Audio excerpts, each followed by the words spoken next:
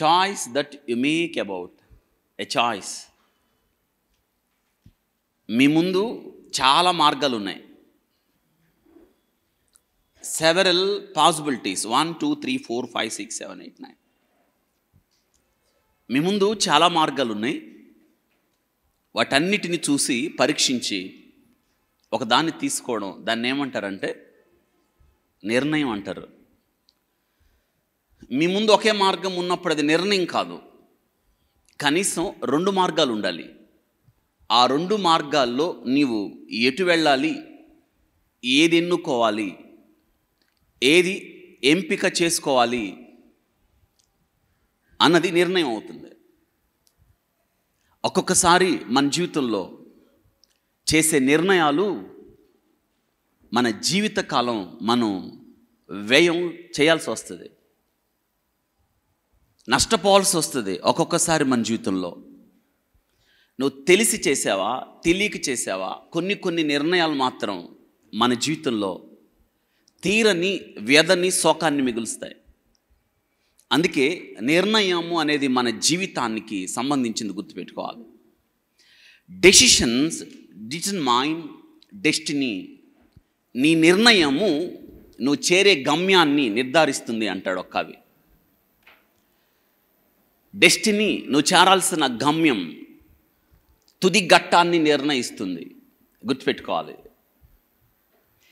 రోజుకి తెలుసా, ఒక మానవుడు రోజుకొచ్చి 35,000 నిర్ణయాలు చేస్తాడు 24 గంటల్లో.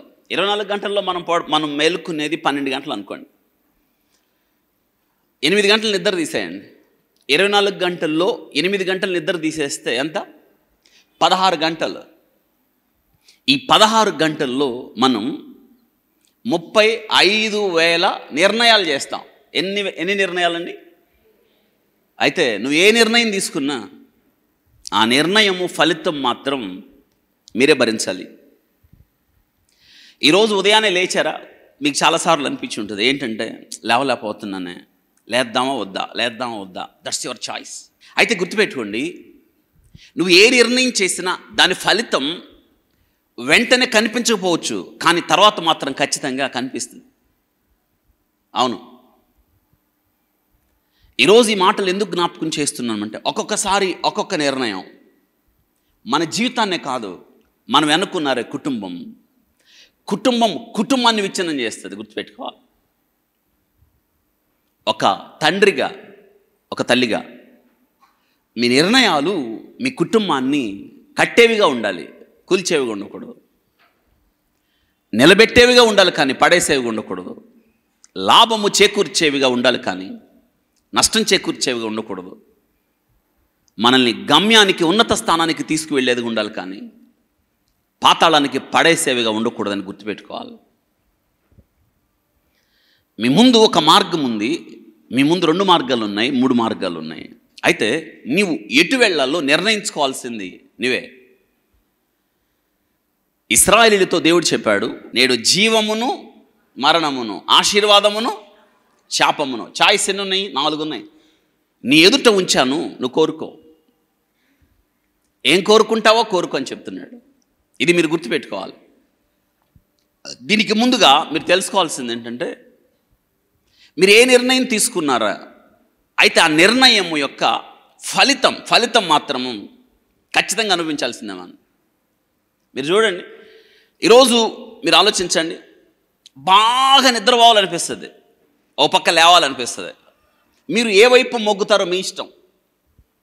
మీరు పడుకుందాంలే ఏమవుతుందని అలాగే పడుకున్నారనుకోండి, ఆ నిద్ర మీకు అలవాటు అయిపోయినప్పుడు మీలో చురుకుదనం తగ్గిపోద్ది, సోమర్తనం పెరిగిపోద్ది. అంటే నువ్వు బాగా నిద్రపోవాలన్న నిర్ణయం నిన్నెక్కడికి తీసుకెళ్ళింది కదా, చురుకుదనాన్ని తగ్గించేసింది.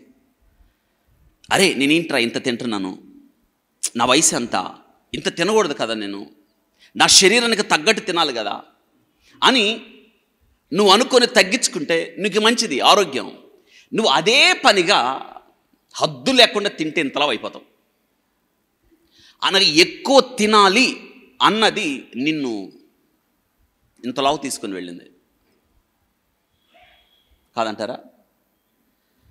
మాంసము ఎక్కువగా తినువారితో సహవాసం చేయవద్దు అని ఉంది.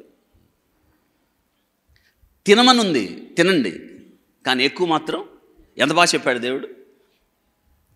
ఇప్పుడు ఎంత తినాలో తెలుసా తెలీదా?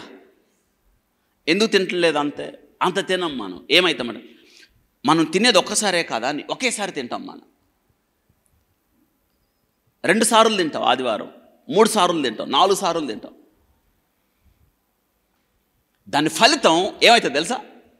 ఫ్యాట్ పెరిగిపోద్ది, కొలెస్ట్రాల్ పెరిగిపోద్ది. మాంసం ఒట్టిగా తింటామా, దానిలోకి కారం వేస్తారు, ఉప్పు వేస్తారు. దానివల్ల ఏమవుతుంది మీ ఆరోగ్యం? ఇక్కడ వినండి, ఇక్కడ మాంసము ఎక్కువగా తినడం ద్వారా మీకు వచ్చిన లాభం ఏంటంటే నష్టమే. మీకు అర్థమవడానికి చెప్తున్నాను, ఆలోచించండి. మీ దగ్గర డబ్బులు ఉన్నాయి. ఇప్పుడు నా డబ్బులు నేను ఖర్చు చేసేసుకుంటానని విపరీతంగా ఖర్చు పెట్టారనుకోండి, దాని ఫలితం ఏంటంటే ఒక దినాన్ని నీ దగ్గర ఏముండవు, డబ్బులు ఉండవు. ఇది గుర్తుపెట్టుకోవాలి. ఈ దినాన నీ జీవితంలో ఒక నిర్ణయం, నేను ఏదైనా చేస్తా, ఏదైనా చెల్లుబడి అవుతుంది, నన్ను అడిగే వాళ్ళు ఎవరు లేరని నీవు కుటుంబాన్ని నిర్లక్ష్యం చేసావు అనుకోండి, ఆ కుటుంబం పతనం అయిపోతాయి. ఏంటి నీ పరిస్థితి? ఒకసారి ఆలోచించండి.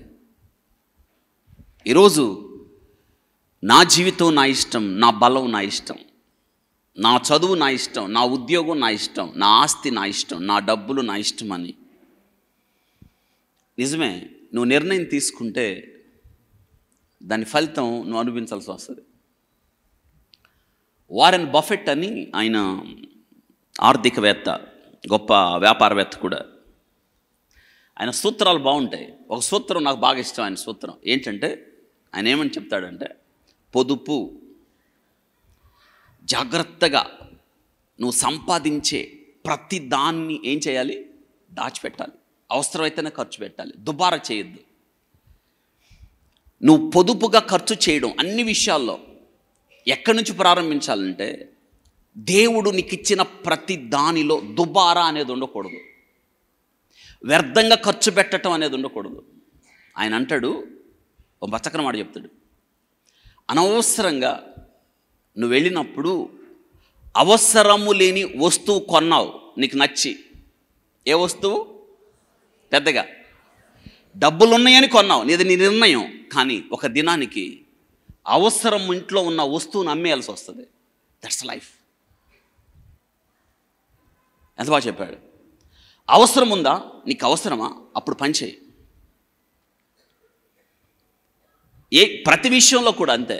నీకు అవసరము లేనిది నువ్వు తీసుకున్నావంటే అవసరం ఉన్నది నువ్వేం ఇచ్చేయాల్సి వస్తుంది, వదులుకోవాల్సి వస్తుంది. వింటున్నారా? మనం ఖచ్చితంగా ఫలితాన్ని మాత్రం మనం ఖచ్చితంగా ఏం చేయాలి? అనుభవించాల్సిందే. పొదుపు విషయంలో కూడా నీ రాబడి ఎంత, నువ్వెంత ఖర్చు పెడుతున్నావు, ఏమైనా దాచిపెడుతున్నావా, పిల్లలకి ఏమైనా దాచిపెడుతున్నావా? ఈ రోజు అనేలా ఒక విషయాన్ని గుర్తు చేస్తాను. పొదుపు అనేది ఎంత ముఖ్యమో, దాచిపెట్టడం అనేది ఎంత ముఖ్యమో భవిష్యత్తు అవసరాల కోసం యేసుక్రీస్తు ప్రభువారు దేన్ని వ్యర్థం చేయలేదు. ఆయన దుబారా చేయలేదు, నష్టపరచలేదు. ప్రభువా, అందరూ తృప్తిగా తిన్నారు, ఇంకా 12 గంపలు ఇంకా మిగిలాయంటే దేవుడు గంపలకి ఎత్తమన్నాడు. వాటిని పొదుపు చేయండి, దుబారా చేయకండి, పడవేయకండి. యేసయ్యే అంత బాగా దుబారా గురించి అంత బాగా చెప్తా. మనం ఎందుకు అంత నష్టపోతున్నాం, ఎందుకు నష్టం చేసుకుంటున్నాం? అలాగా ఆలోచించండి.